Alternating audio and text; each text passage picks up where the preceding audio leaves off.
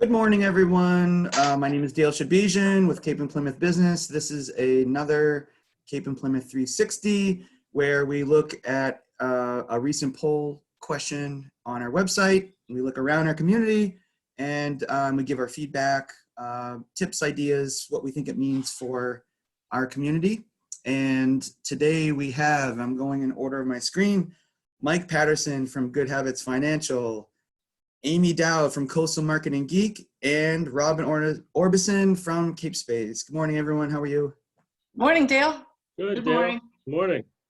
All right, great. So I'm going to jump right into the question here. Bear with me while I share my screen.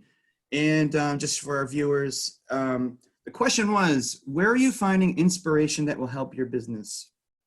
And overwhelmingly, it was webinars, as you could see. Close second, friends, colleagues.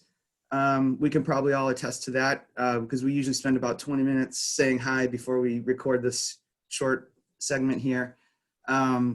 Mentors, social media, close thirds, introspection, leaders. There were a couple others that fit into one of these categories. So let's go to, who wants to start first today? I'll throw it out there. What do you think this means? What tips do you have for inspiration? Robin, you look like you're ready to go. Sure, I'll go. So first of all, I think it's really interesting that webinars was the number one choice because there's so many webinars now, right? Because everybody immediately, got on the Zoom bandwagon. And I think that the poll is I think it indicates that the quality of the content out there has really gotten to be pretty good. I've been on a number of these webinars myself, and they're a great way to stay in touch with what's going on without having to make any real commitments. Most of them are free. You don't have to drive anywhere. So I think I would say that that's a testament to our local business community, and at least for me, to my industry, for really putting together content that is relevant. I also think it's interesting that the second thing that people are most trusting now is friends and colleagues, rather than turning to, what is, some businessmen, guru say. People are really wanting to know what their neighbors, their friend down the road who has a similar business, what are they doing? So I find that all terrific. For myself, I would say I certainly am looking to all of those channels for information and, recommendations, advice. But I think that when it comes to inspiration for myself, I am still sort of turning back to the sources of inspiration that I've always turned to, when in times of trouble. And honestly, one of them, constant go-to for me, is Winston Churchill. This was a man who I personally believe was single-handedly responsible for stopping Hitler from taking over the world. And he did it in a period of such extreme adversity. He took over at a time when France was about to collapse. Hundreds of thousands of his troops are about to die. And everyone was against him. The king was against him. His cabinet was against Parliament. Everybody was against him. And everybody thought that they should try to make a deal with Hitler. And he's the only one. He stood up against all these odds and said, no, you don't understand. We have to do this. And ultimately he was able to, get his citizens to follow along, and ultimately get, ultimately bringing the United States into the war was the big changer. But he's the one who held his ground against all odds. And so that, I reread Winston Churchill. We have a lot of biographies here. I read movies, I just kind of go back to them. when I'm feeling like things are overwhelming and saying, no, that was overwhelming. Okay, what I'm dealing with is, this is ultimately doable. So, so I look to that a lot. A few others. I will absolutely say there's a quote from Einstein that I can share, which says, he once said, if I had an hour to save the world, I would spend 59 minutes defining the problem. And I think about that a lot rather than running around thinking, what am I going to do? What am I going to do? Just constantly trying to educate myself on exactly what is the problem here, what is going on, how's it affecting me, rather than going to the immediate freak out over, oh my God, what am I going to do? So those are some thoughts. Great. Wow. If that's not a call to like rally, I don't know what is right now. Thank you very much. The old Winston Churchill salute.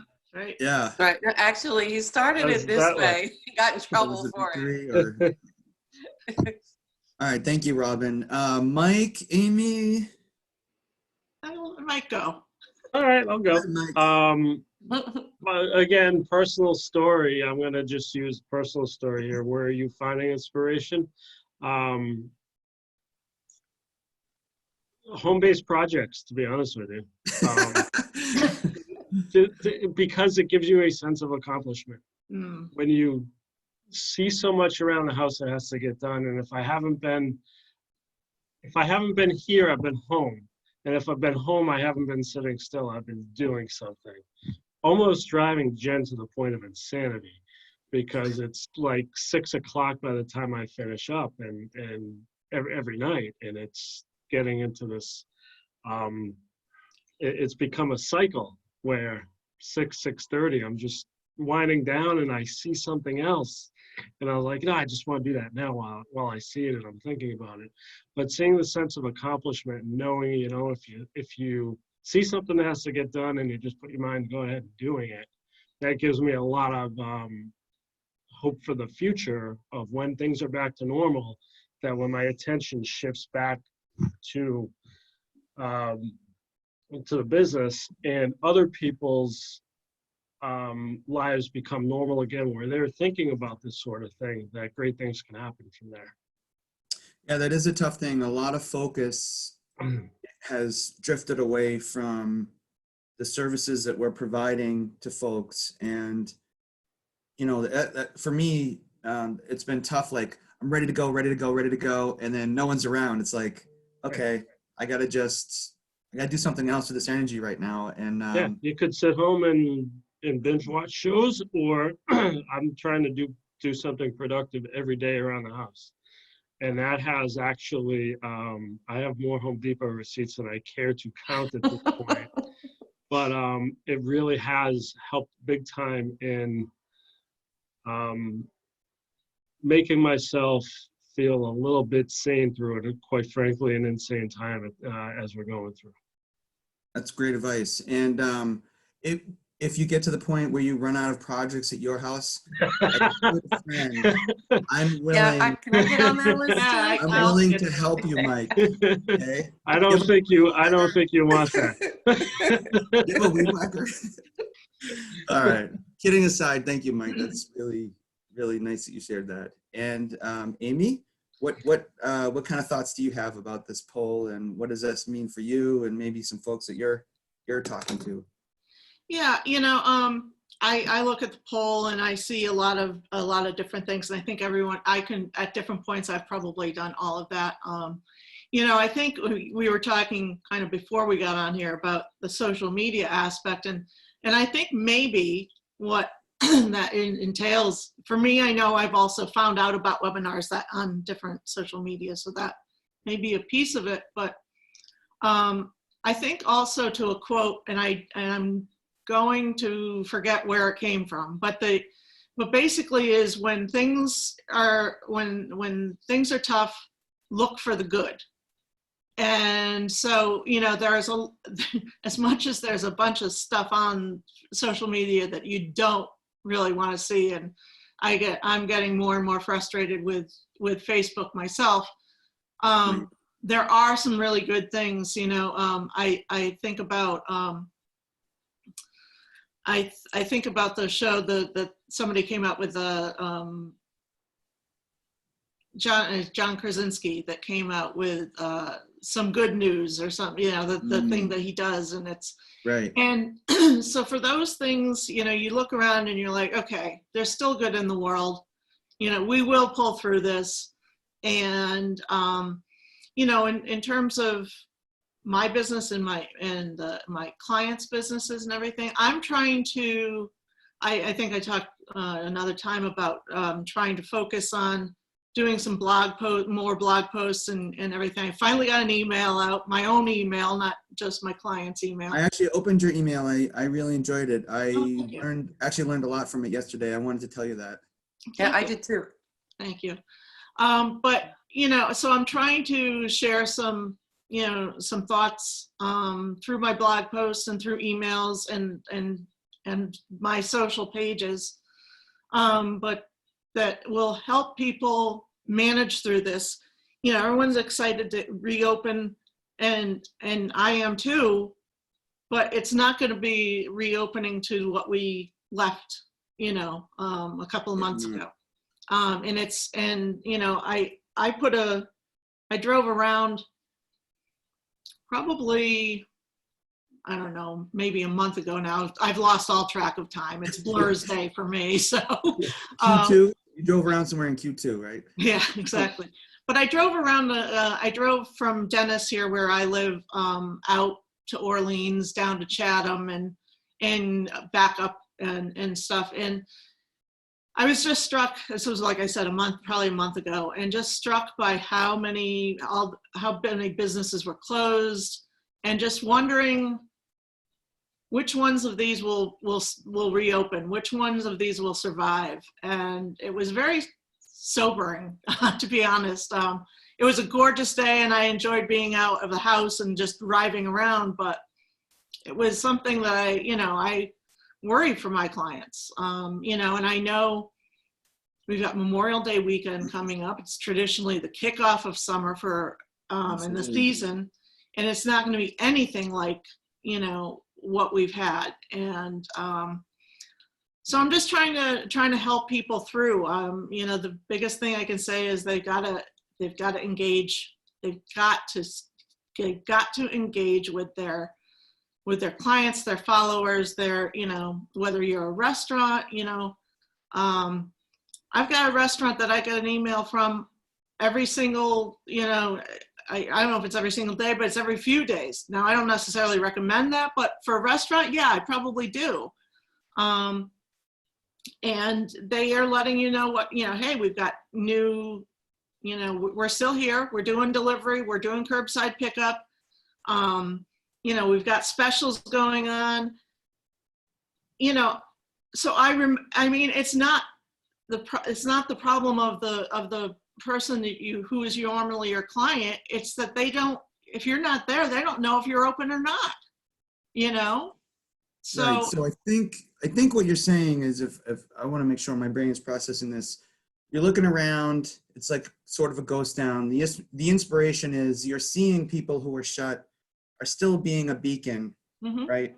You're getting these emails, you're seeing them on social media, and you know that it's just eventually those folks who are they're hitting it hard, they're inspiring you to keep going and to know that at some point, may not be the same, we'll come out of this and, you know, hopefully we'll all be there. Is that kind of what you're saying? It is, but what I'm saying is the people that stay in front of their customers and their followers are going to be the ones who come out of it. You know, the people that are just sitting back waiting for it to be back to normal, they're not going to make it. You need to, I think it was in I don't know if it was in my blog post or what, but you know, I said, you're going to work twice as hard right now and you're going to be getting, you know, 25 to 50% of what you normally get. But if it helps you get through this year and survive what we're, you know, this, you know, so that you can open again next year, that's what your goals have to be for this year in terms of if you're a business right now. It's sad, but that's, you know, I mean, some of us will do better. Some of us won't, you know, but if you're not staying in touch with your customers right now, whether it's an email, whether it's on social media, you need to be engaging them. You can't just throw up a post and then leave. You need to be actually having conversations with them. That's what's going to stick with them. That's what's going to make them want to do business with you. That's what's going to make them leave the house and go pick up a dinner at curbside. You know, if you're a restaurant, that's what's going to make, you know, people remember that you're there. I hate to say it too, simple common sense. I don't go out to eat a lot, but I'm pretty darn sick of what I've been making for the last 4 months, and I'm dying for something different, right? And I know that 100%. sounds really petty, but it can't stay like this forever. I mean, we say that, right? So Right. I think those are great words. Really appreciate you sharing that with us. Our time is up. Any 1 minute last one-liners you want to throw out there before we stop the recording? I'll throw out a quick quote that speaks to Amy's point. Robert Frost, Okay. the only way out is through, Mhm. meaning the only way we're getting out of trouble is you got to work through it. All right, Mike or Amy, last words? Just remember the good, you know, look for the good. I love that. All right. Just try and enjoy Memorial Day weekend. Remember, it is Memorial Day weekend. I know it's not going to be the same as it has been in the past, and hopefully will be in the future. But take some time this weekend, and if it's a nice weather out there, get out there and enjoy it. And if you can engage with your friends and make it feel normal, do it. As normal Good as advice. possible. Good call. All right, everyone. Thank you and have a wonderful day. Okay, thanks everyone. Thank Bye. you, Dale. See everybody later. Bye-bye.